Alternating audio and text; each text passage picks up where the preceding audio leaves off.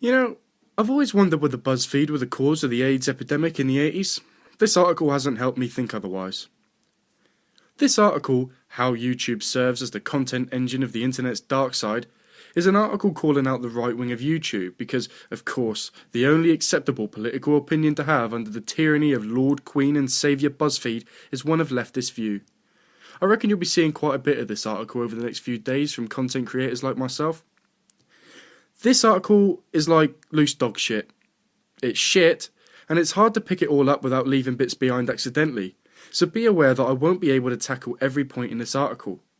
I will therefore, also like dog shit in the street, just simply try to clean up the worst of it and hope someone else comes and finishes the job if it bothers them that much, which I suspect it will.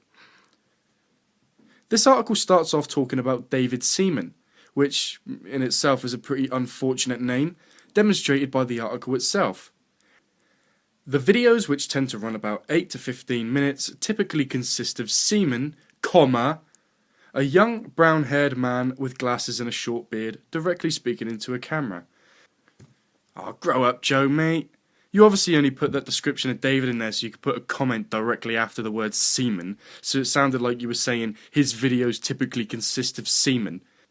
There's a picture right above it. You're not fooling anyone. Little bastard.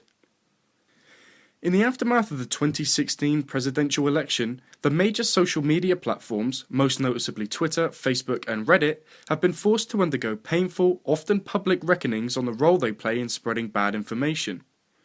Oh, well, I'm surprised your shitty content isn't banned then, BuzzFeed. Oh no, hold on, I forgot. It only happens to people spreading bad information about the wrong political opinion. This is where BuzzFeed gets dangerous, and I get a bit more serious. Yet there is a mammoth social platform which hosts and even pays for a fathomless stock of bad information, including viral fake videos, conspiracy theories, and hate speech of every kind. And it's being held up to virtually no scrutiny. YouTube. Yes, the site people most associate with Gangnam Style, pirated music, and compilations of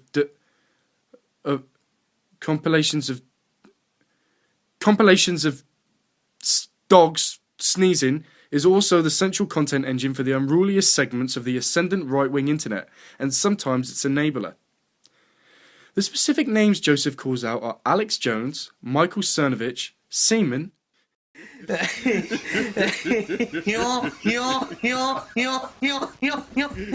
shut up, BuzzFeed, Stephen Molyneux, Paul Joseph Watson, and Sargon of Akkad. Now, don't try to sugarcoat it, Joseph. You talk about only demonetising the people you don't agree with, rather than outright banning them, like it's going to have a different effect. Let's say we have it your way, and Sargon gets permanently demonetised for having the wrong political opinion. Well, Sargon's going to need a fucking job pretty quick, isn't he? Because his career he's worked so hard to build is going to be taken away from him overnight because you don't agree with him. Meanwhile, all those pushing what's considered left-wing politics, nah, absolutely fine. Go earn your fat stacks. Who's more likely to make content then? You're attempting to shape the majority of political opinion based on who gets paid and who doesn't, you slimy bastard. What gets me the most about this is right at the end they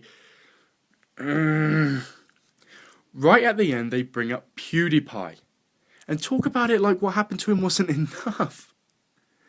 It's unsurprising, really, that BuzzFeed makes an article slagging off YouTube. Everyone on YouTube hates BuzzFeed, and BuzzFeed therefore hates YouTube. Problem is, BuzzFeed, your articles are lazily written piles of shit, written by lazy shitheads. How anyone can take you seriously, even if they agree with your politics, is absolutely beyond me. Like, what serious right-wing politician believes Michelle Obama is a man? Such piss-weak attempts at demonisation, it really is. Now, is there ever a scenario where what BuzzFeed is saying makes sense? Maybe, actually. There's this one group I know, for example, in the UK called Britain First. These are, in my opinion, for all intents and purposes, what we would call genuine racists. They make videos provoking Muslim people to attack them, then record the aggravated Muslims and say, "Look, they're taking over our country." You could take any statistic or piece of information, literally any, and fact check it to find out it is complete horseshit. And they know it. They intentionally push these fake stats with the intention of inspiring hate and violence against Muslim people. But that's my opinion. I think they're dog shit, and I can demonstrate why. If I think they're dog shit and can demonstrate why, then so can others, and Britain First will be pretty quickly discredited.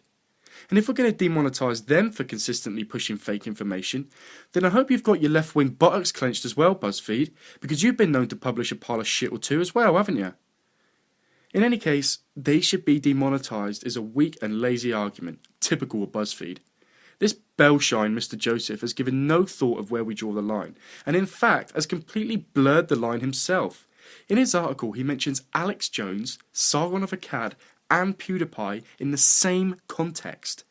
Alex Jones and PewDiePie in the same fucking context. Fuck me.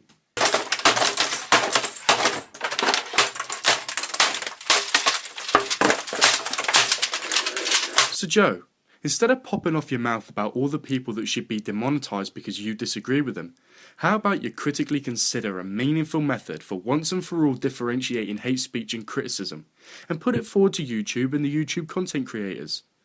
Like putting forward a more accurate and clear description of hate speech in the YouTube terms of service. The white YouTuber was spot fucking on about this in his video about false flagging.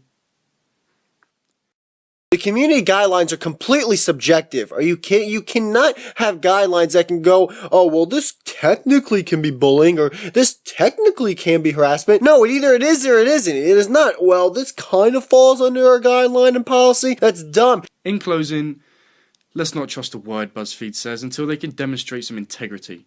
And Joseph, how about taking your job seriously and actually trying to solve a problem? Although I hate to admit it, BuzzFeed, you have a lot of influence over the campaigns to clarify the differences between hate speech and criticism, a discussion of which we can all benefit from with the right discussion tactics. Understand this and take it seriously, instead of spinning out another wanky half-assed article setting out a dangerous precedent that you simply could not have fully thought through. I've spewed a lot of opinion here. Lord Emperor Fisti Splinters would be most disappointed in the robustness of my factual basis for the arguments I'm making. But I'm not pretending to do otherwise, and you've blocked me anyway, even though I've never spoken to you, so whatever, mate.